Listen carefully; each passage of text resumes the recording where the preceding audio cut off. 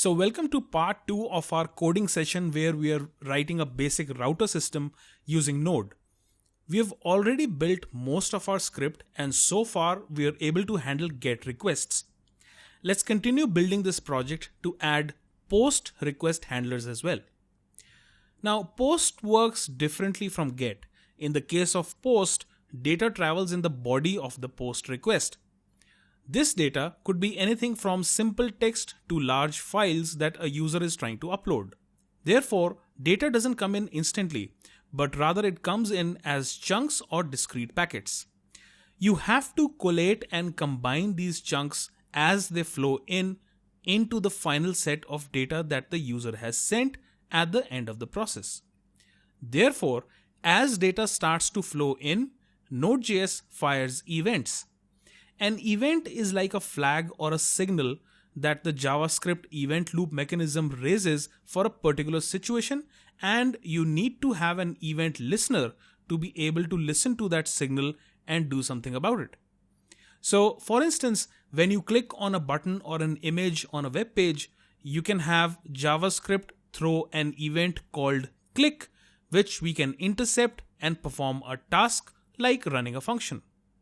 In Node, there aren't any buttons or images to click on, but instead we've got I/O. So when data comes in, for instance, Node fires events which you are allowed to intercept and do something about. There are many more situations where events are fired in Node, and this evented mechanism is extremely powerful and easy to use. We'll get to see a bit of this right now as we continue with our router example. So back in our basic router.js file, we'll create an imaginary API endpoint called /API/login,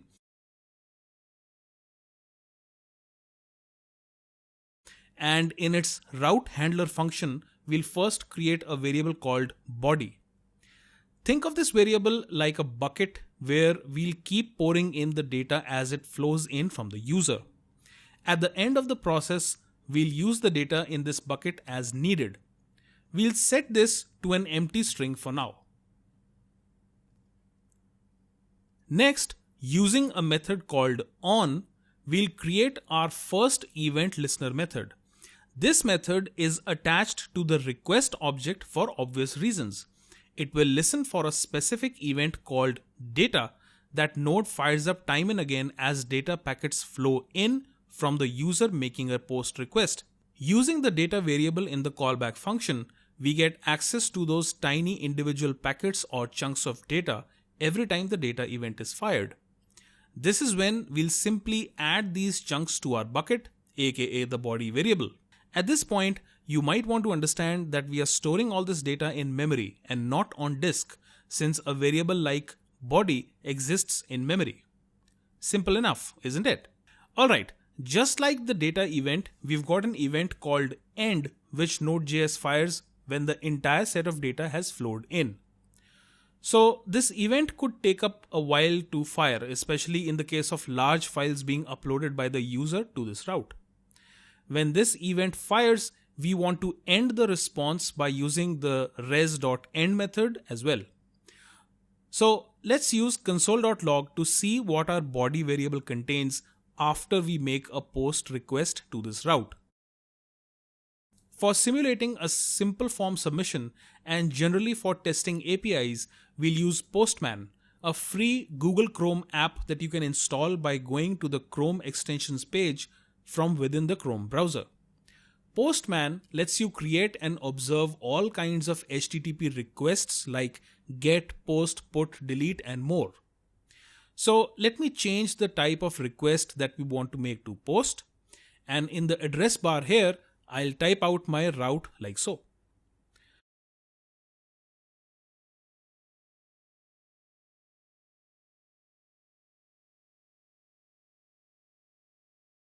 As for the data that we want to send to this route, we'll go into the body section and first I'll select the XWW form URL encoded category, which lets me dispatch simple text name value pairs that a typical form would dispatch.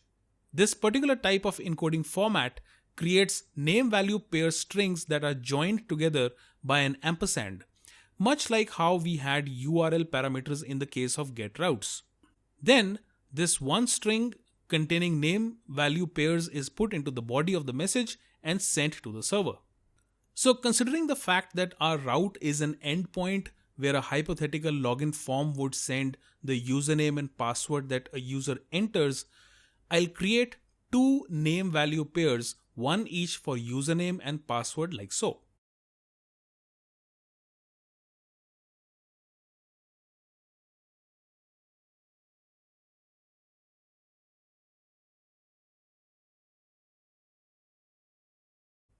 When we hit send, you can see the string that is received with the name value pairs separated by an ampersand.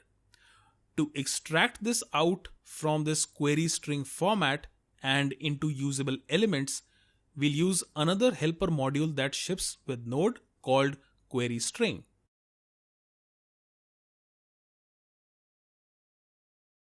So create a constant called QS and bring in the queryString module like so. The queryString module contains a utility method called parse, which is like the url.parse method we used earlier. So within our callback for the end event listener, I'll create a variable called params, and we'll access the parse method from the queryString module by typing qs.parse, and as the argument, we'll simply place the body variable.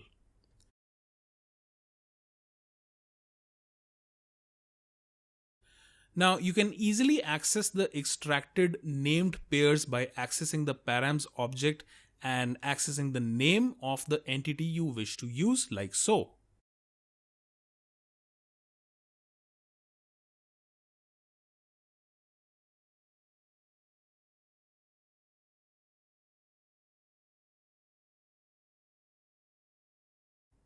Restart the app and we'll again hit the send button within Postman, and you can now see our two values printed out on the console.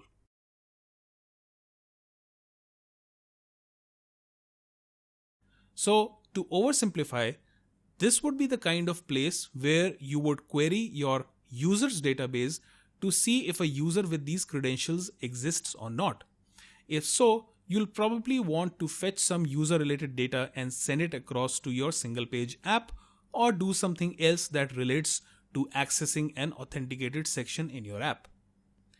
Now there's one more thing that needs our attention. Though we're not going to handle file uploads in this example, we still need a way to prevent the user from crashing our server by sending a gigantic file. Now as data flows into the body variable, we can check the size of the data by querying its length property. So let's console log this out and see what we get.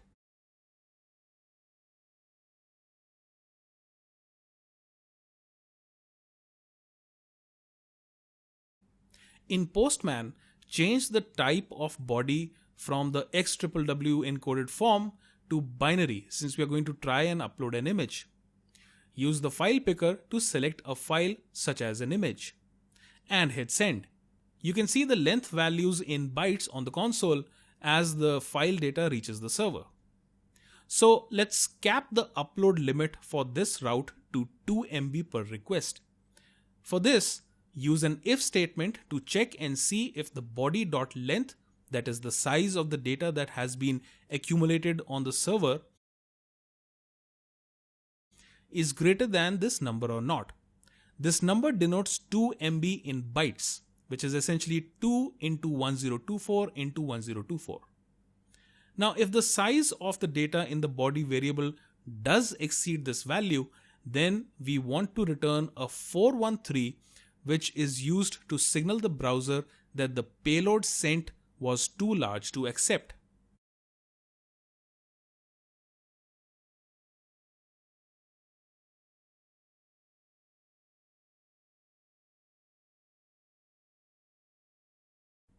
Along with this, we'll also send an H3 tag with the message the file being uploaded exceeds the 2 MB limit. Unfortunately, this doesn't stop the data from flowing in.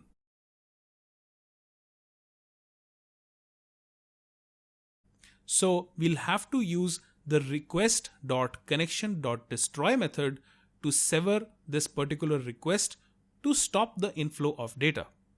This doesn't affect any other requests being sent to the server, and the server doesn't crash and just keeps working as usual. Let's try this out. Restart the app.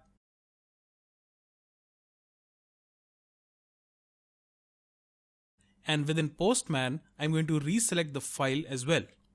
Notice how it's bigger than the 2 MB limit that we have imposed on our route. Now, after hitting send, check the response within Postman. You can see the 413 status code which says payload too large. And for the user, we get our H3 tag with the error message as well. So with this, we have come to the end of building a router using Node.js. In practice, you'll use a framework like Express or Happy, both of which you'll get to learn more about in this course. However, I'm sure walking through this example has given you a better insight into how Node handles requests and responses. You can download this completed script from the download section. In the next screencast, let's build a web server that serves a static HTML website.